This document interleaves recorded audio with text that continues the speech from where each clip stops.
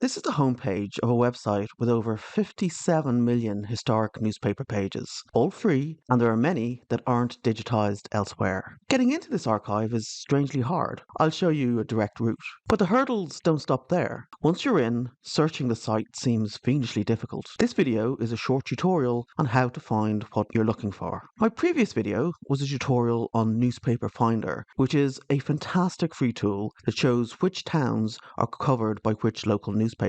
I was interested in the state of New Jersey, where a branch of my family turned up in the 1860s, and it kept showing Fulton History as the archive for digitized content around these local towns. When I clicked through, I arrived at a login page.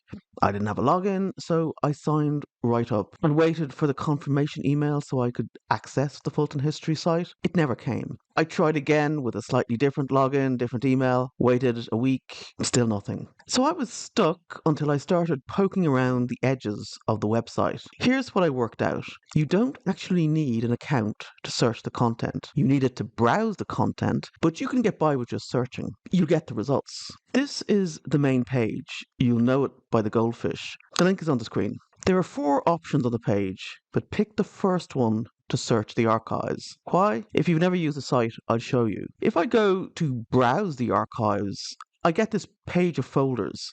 Here is newspapers.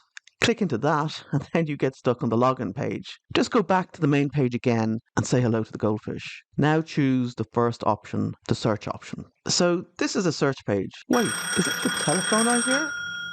Hello? It's the 1980s. They want their graphics back. Just joking, kinda. Now I'm quickly going to run through the search options on this page. If you're used to Ancestry or Family Search, the options here may seem so unfamiliar that you quietly back away. Don't worry, I'll explain them and tell you which you just don't need to touch and which are useful. This drop-down defaults to Boolean. It's the search style and it matters. We'll come back to it in more depth. Basically, my recommendation is you start with all of the words and sometimes switch to Boolean. What is stemming? If you turn it on, it will find different endings for words. Let's say your ancestor worked in the coal mines. Turn this on and search for mine. It will also find mines and mining. Fuzzy searching allows for the misspellings and scanning mistakes you get with old newspapers. It's actually got a dial that you can ramp up to 9, depending on how loose you want to be. The higher you go, the more false matches you'll get, and they'll be more relevant. If you use this keep it low, 2, 3, 4, phonics searching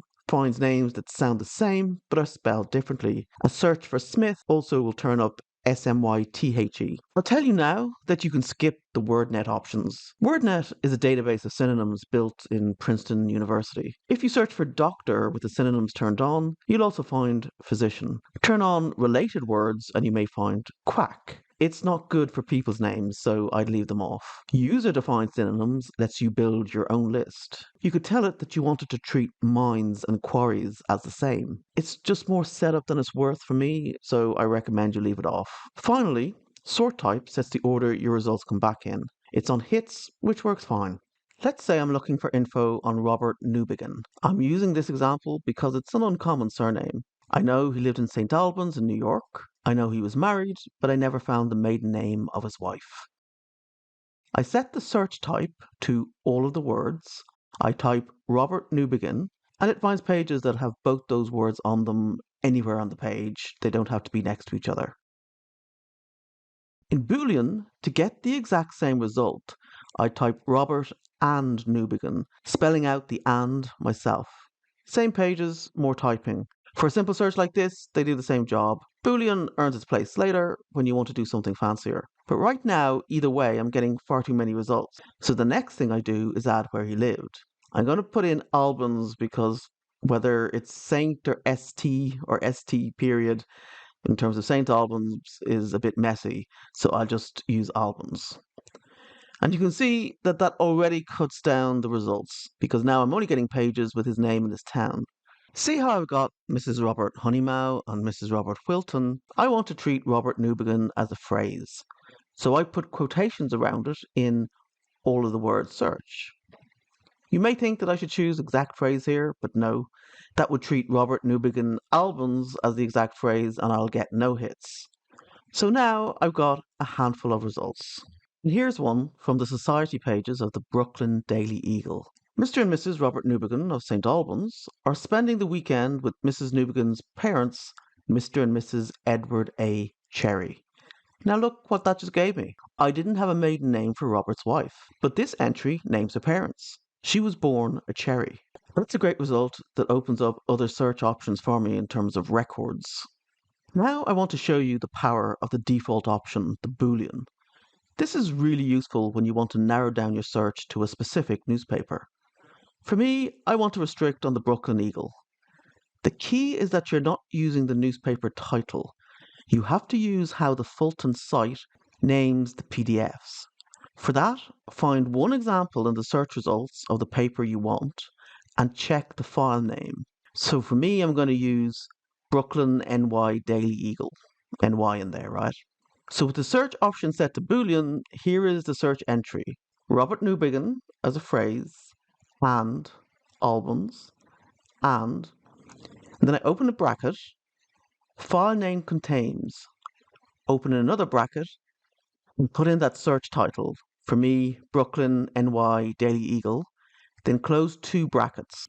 Hit search, et voila, just the relevant Eagle results.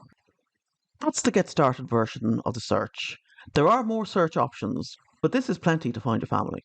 If you want to know which newspapers are in Fulton History, but like me, you can't access the catalogue, watch my video on Newspaper Finder.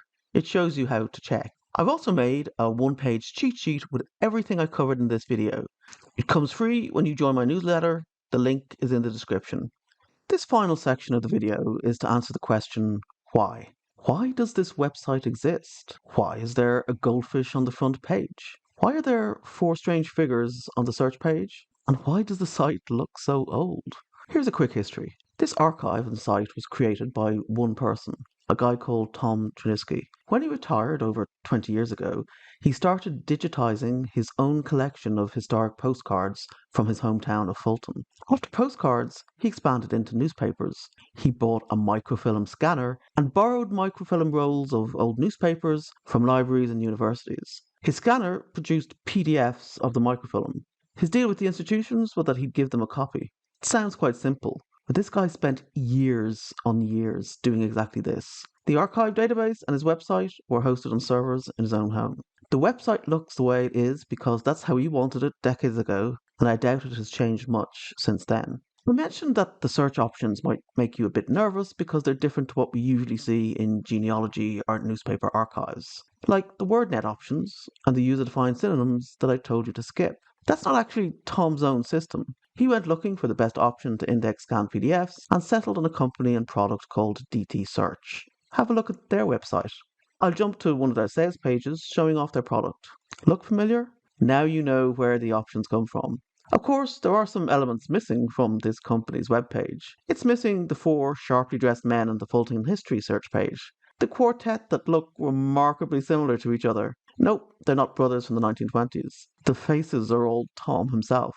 As I couldn't access the support page, I can't show you a particular feature that I've heard about. If you were writing a message in the support forum, sometimes a weird clown or jester would pop up on the screen.